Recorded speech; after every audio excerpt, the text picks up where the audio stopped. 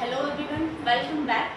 और we will continuously do post structuralism, जिसकी definition हमने पढ़ा था एंड डिफरेंस जाना था what is structuralism and post structuralism.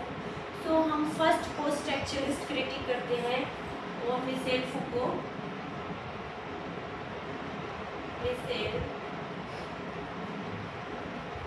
Michel Foucault ये फ्रेंच फिलोसोफर थे, फ्रेंच क्रिटिक और हिस्टोरियन थे। इन्होंने हिस्ट्री पे काफ़ी स्टडी किया था, रिसर्च किया था हिस्ट्री पे। तो पहले हम इनके वर्क जान लेते हैं। Madness and civilisation,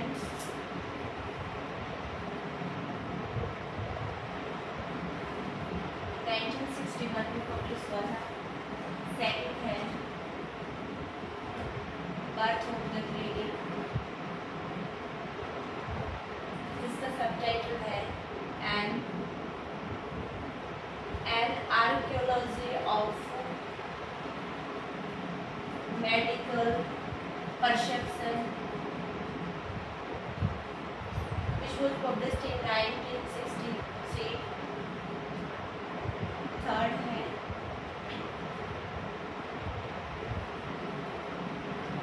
The Order of Things, इसका सबटाइटल है an archaeology of human science. It was published in 1966 and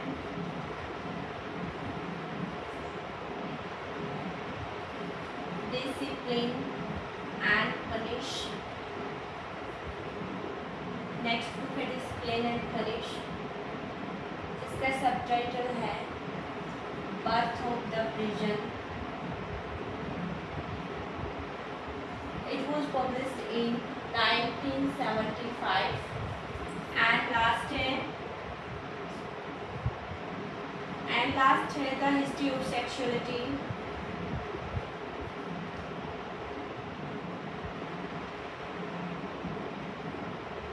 which was published in 1967.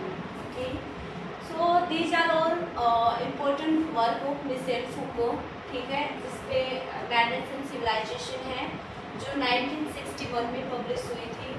Second है बर्थ ऑफ द क्लिनिक, जिसका सबटाइटल है an archaeology of medical perception, जो 1963 में publish हुई थी. And third है the order of the things and archaeology of the human science, जिसका subtitle है जो 1966 में पब्लिश हुई थी. डिसिप्लिन एंड पनिश, जिसका सबटाइटल है बर्थ ऑफ द प्रिजन, 1975 में पब्लिश हुई थी. ये 75 है. ठीक है. And the history of sexuality, जो 1975 में पब्लिश हुई. तो मिशेल फूको है जो post structuralist, one of the most important critic है, जिसकी बुक्स पे जैसे हिस्ट्री ऑफ सेक्सुअलिटी कॉन्सेप्ट किसने दिया है, ये क्वेश्चन नेट में आ चुका है. ठीक है. और इसका एक आया था मैडनेस एंड सिविलाइजेशन. ठीक है. इसमें अरेंज द ऑर्डर में दिया था, मैच द फॉलोइंग्स में ये कॉन्सेप्ट दिए थे और थ्योरिस्ट दे रखे थे जिससे मैच द फॉलोइंग करना होता है. तो उसमें इसके वर्क को पूछा गया है. और हिस्ट्री ऑफ सेक्सुअलिटी है, ये अलग से क्वेश्चन आया हुआ है. ठीक है. तो ये थे. अब इन्होंने जो कॉन्सेप्ट दिए हैं इस बुक से, उनको वन बाय वन करके पढ़ते हैं. ठीक है. तो इसकी जो बुक है मैडनेस एंड सिविलाइजेशन, इसने यही कॉन्सेप्ट दिया है, मैडनेस एंड सिविलाइजेशन. ठीक है. ये इसकी बुक भी है और ये इसका कॉन्सेप्ट भी है. तो वन बाय वन करके इनके कॉन्सेप्ट को पढ़ते हैं. ठीक है. फर्स्ट है मैडनेस एंड सिविलाइजेशन. क्या ये कॉन्सेप्ट इनका? तो मैडनेस एंड सिविलाइजेशन है, इस कॉन्सेप्ट में उन्होंने कंपैरिजन किया है कि एंशिएंट टाइम में हमारी सिविलाइजेशन कैसी थी, कैसे हम मैड पीपल को ट्रीट करते थे, और लास्ट टाइम में हम कैसे मैड पीपल को ट्रीट करते थे. ठीक है. तो इन्होंने कंपैरिजन किया है. इन्होंने बोला कि प्रेजेंट टाइम में आवर यूथ जो जनरेशन है, we are trying to avoid the mad people. We don't want to talk to the bad Why? Because we are so busy persons and we are became so modern that we try to avoid them. हम उनसे बात भी नहीं करते. हम ये मानते हैं कि ये मैड पीपल है, ठीक है, ये कुछ भी बोलता है, इसको अवॉइड करो, इससे बात करना बेवकूफ़ी है. तो इन्होंने ये बताया कि कैसे हम उसको आज ट्रीट करते हैं, जैसे प्रेजेंट में कैसे ट्रीट किया जाता है और पास्ट में कैसे. तो मिसेल फूको कहते हैं कि पास्ट टाइम में जो मैड पीपल है they are treat much better हो. आज की कंपैरिजन में उनको पास्ट में अच्छे तरीके से ट्रीट किया जाता है, ठीक है. सेकंड उनका कॉन्सेप्ट है वो है बर्थ ऑफ क्लिनिक, ठीक है. बर्थ ऑफ क्लिनिक में इसमें ये बर्थ ऑफ क्लिनिक है. इस कॉन्सेप्ट में उन्होंने बताया है कि जो प्रोफेशन है डॉक्टर का वो कैसे उनके लिए एक बिजनेस बन गया है, ठीक है. वो पेशेंट को कैसे एक ऑर्गन की ट्रीट करते हैं, नहीं कि ह्यूमन बींग्स की तरह. ओके, इसमें बोला है कि जो डॉक्टर है उनके लिए आज अपना हॉस्पिटल चलाना या क्लिनिक चलाना वो ज़्यादा इम्पोर्टेंट हो गया है, बजाय कि उसको पेशेंट को अच्छी तरह से ट्रीट करना, उसके इमोशंस और उसके फीलिंग्स को समझना या उसके प्रति कोई सिंपैथी दिखाना. इसकी बजाय वो क्या करते हैं, अपने पैसा कमाने में लगे हुए आजकल के लोग. वो एक डॉक्टर है वो अपने एक इस प्रोफेशन को आजकल एक बिजनेस बना दिया है, ठीक है. तो ये सब दिखाया उसने. एंड तीसरा उसका है history of sexuality, history of sexuality, ठीक है. तो इन्होंने सेक्स पे अपने विचार दिए कि we should not feel hesitate about the sex, we should openly talk about the sex because of the youth generation, today's youth, our modern generation, it is very necessary to provide the knowledge of the sex, provide the knowledge of the sex and how they can openly discuss to each other on the topic of the sex. तो उन्होंने Michel Foucault ने बोला है कि sex की हमें खुल के अपने विचार प्रकट करने चाहिए, हमें हेजिटेशन नहीं करनी चाहिए सेक्स के प्रति, क्योंकि ये आजकल की मॉडर्न जो एजुकेशन है सेक्स के बारे में उसको बताना, उसको नॉलेज प्रोवाइड करना, ये आजकल बहुत इम्पोर्टेंट हो गया है, ठीक है. तो उन्होंने सेक्स के बारे में इतना ही बोला है, ठीक है. उसका जो नेक्स्ट कॉन्सेप्ट है वो है प्नोप्टिकम.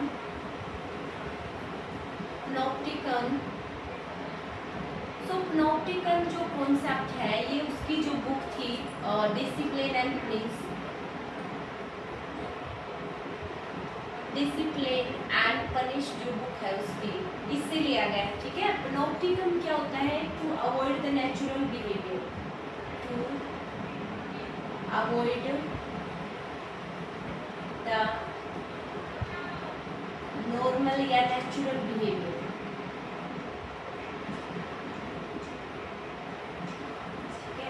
प्नोप्टिकम क्या होता है कि टू अवॉइड द नॉर्मल और natural behaviour. If we are aware that someone is looking at you, okay, या someone is looking at us, then we will remain conscious, okay, and we will try to good behave with everyone, we will try to follow all the manners, rule, regulations, okay.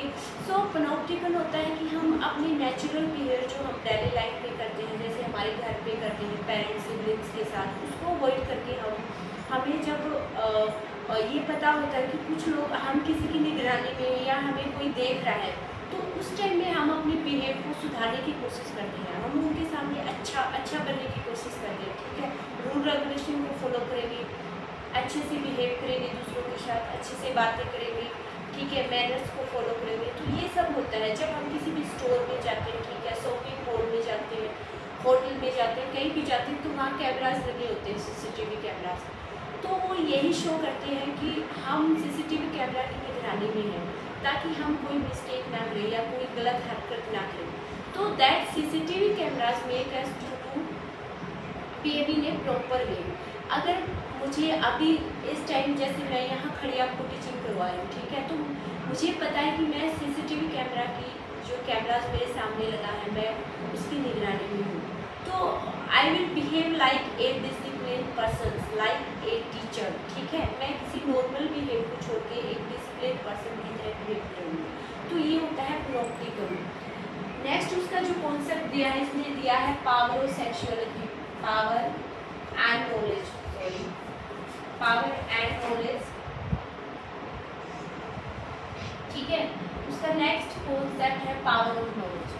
तो इन्होंने power of knowledge के बारे में बोला कि both are interrelated to each other, दोनों एक दूसरे पर ही बेस्ड है। जैसे कि we can say person is knowledgeable means he is powerful, कोई भी पर्सन अगर पढ़ा लिखा है, नॉलेजेबल है, ठीक है, अच्छी पोस्ट पे है, तो उसके पास पावर भी है, ही कैन परचेज एवरीथिंग, ठीक है।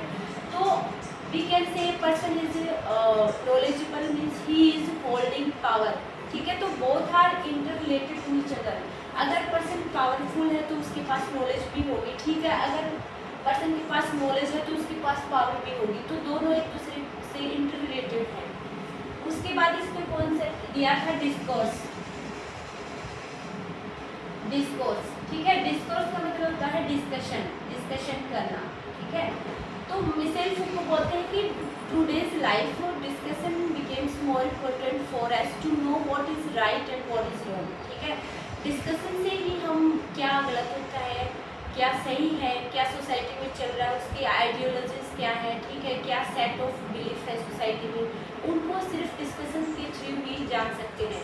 तो डिस्कशन करना हमारे लिए मोस्ट इम्पोर्टेंट है, जिससे हमें नॉलेज गेन होती है कि सोसाइटी में हमें बिहेव कैसे करना चाहिए, ठीक है। लाइक ए ह्यूमन बीइंग्स हमें रूल रेगुलेशन को फॉलो करना चाहिए, ठीक है। सोसाइटी के रूल रेगुलेशन जितने भी सोसाइटी में बनाए गए वहाँ प्रॉपर तरीके से रहना चाहिए। तो ये सब डिस्कशन के थ्रू ही हम जान सकते हैं। तो ये होता है डिस्कशन। उसके बाद उसने एक दिया था bio power, bio power and bio politics, bio politics. So last concept ये है इसका, bio power and bio politics. So bio power में होता है कि कैसे टेक्नोलॉजीज है आजकल जो मॉडर्न एज में जो नई नई टेक्नोलॉजीज आती हैं, ठीक है, वैसे कैसे हमारी लाइफ को गवर्न करती है, ठीक है। कैसे हमारे जो सोसाइटी में जो हमारे ह्यूमन्स बीइंग है, इंडिविजुअल कोई भी इंडिविजुअल पर्सन्स है, उसका इस मशीनरीज के थ्रू कैसे काम ईजी हो गया है, तो कैसे टेक्नोलॉजीज ने हमारी लाइफ को कंट्रोल कर लिया है, ठीक है, ये है इसमें। और कैसे बायोपॉलिटिक्स होता है कि कैसे पॉलिटिकल पावर है वो सोसाइटी में जो सोसाइटल जो सब्जेक्ट होते हैं या पॉपुलेशन होती है उसको कैसे एज ए सब्जेक्ट प्रायोरिटी देती है उसको, ठीक है, कैसे कंट्रोल करती है पॉलिटिक्स। तो ये इसमें आता है, ठीक है। इसको ज़्यादा डीप जाने की जरूरत नहीं है, इसमें सिर्फ ज़्यादा पूछ सकते हैं तो बायो पावर बायो पॉलिटिक्स जो कॉन्सेप्ट है वो किसने दिया है ये पूछ सकते हैं, ठीक है। तो ये इम्पोर्टेंट कॉन्सेप्ट थे मिशेल फूको के। ये सभी madness and civilisation, patterns, meaning, history of sexuality, panopticon, power and knowledge, discourse and bio power and bio politics and sorry last one view of history. एक और कॉन्सेप्ट इसका view of history, view of history, ठीक है। इन्होंने history पे तो बात की है, इन्होंने स्पेशल स्टडी किया है हिस्ट्री पे, ठीक है। तो इनके 8 कॉन्सेप्ट हो गए, इनको ध्यान में रखना है। सो इन्होंने हिस्ट्री के बारे में बताया कि we should study the history only to find out to know the to gain the knowledge from our ancestor. तो एंसेस्टर से मतलब हमारे जो पास्ट में जो वेद पुराण या जितने भी रामायण महाभारत लिखी गई थी, ठीक है, पास्ट की जितनी भी नॉलेज है उसको डिग आउट, उसको खोदते या उसको जानने की कोशिश हम क्यों करते हैं ताकि हम ज़्यादा से ज़्यादा उनके बारे में नॉलेज गेन कर सकें। वो हमसे ज़्यादा सुपीरियर थे, ज़्यादा पढ़े लिखे नॉलेजेबल पर्सन थे, ठीक है। तो वो हमारे लिए एक नॉलेज का स्टोर हाउस है जिससे हम जितनी चाहे नॉलेज गेन कर सकते हैं। अगर हम हिस्ट्री को पढ़ेंगे तो अवश्य बात है कि हमें नॉलेज तो प्राप्त होगी। तो ये था उनका हिस्ट्री में भी, ठीक है। तो ये मिशेल फूको था, इनके सभी कॉन्सेप्ट और इनके सभी वर्क बहुत ज़्यादा इम्पोर्टेंट है, ठीक है। अगर आपको एक बार में वीडियो समझ में ना आए तो आप दोबारा भी इसको बैक करके देख सकते हैं, ठीक है। अगर फिर भी समझ में आए तो मुझे कमेंट करके बताइए। अगर मेरे टीचिंग मेथड में थोड़ा सा भी अगर मैं इम्प्रूवमेंट करना चाहूँ तो मैं करूँगी, अगर आप बोलेंगे तो, ठीक है। तो ये था मिशेल फूको। और उसके बाद नेक्स्ट जो आते हैं जैक्स डेरिडा, उसको हम नेक्स्ट क्लास में करेंगे।